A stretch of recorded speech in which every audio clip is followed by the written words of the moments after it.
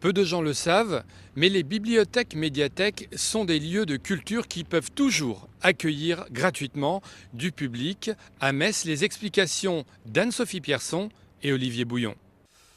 Dénicher des pépites dans les DVD, feuilleter les nouveautés littéraires, des gestes que cet habitué retrouve avec plaisir. Je préfère en physique venir directement flâner, voir ce qu'il y a de neuf dans les bouquins.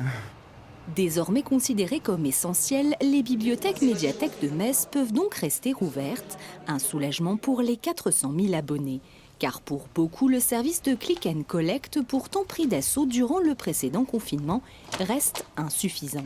Je suis incapable de choisir un livre sans le feuilleter, par exemple, avant, sans regarder la jaquette, sans parler même des BD. Et puis pour les enfants, c'est quand même plus simple d'avoir ce contact pour choisir les documents qu'ils veulent consulter ensuite.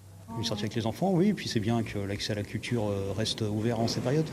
Dans les allées, des affiches humoristiques rappellent les règles sanitaires. Avec une jauge jusqu'à 70 personnes, cette ouverture nécessite toute une organisation. Dans le protocole sanitaire, il ne faut pas oublier qu'on a quelque chose qui est quand même pour nous très au niveau des équipes, qui est une lourde charge de travail qui est même physique. On confine les livres, c'est-à-dire tous les livres qui rentrent, les retours documents sont confinés 3 jours.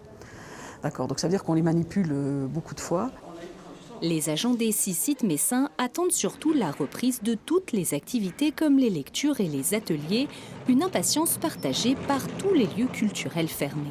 Il y a beaucoup de choses qui sont là dans les starting blocks, si j'ose dire, et qui ne demanderaient qu'à avoir des spectateurs, bien sûr avec les mesures habituelles, c'est-à-dire un siège sur 2 sauf en famille, le gel, les masques, le port du masque.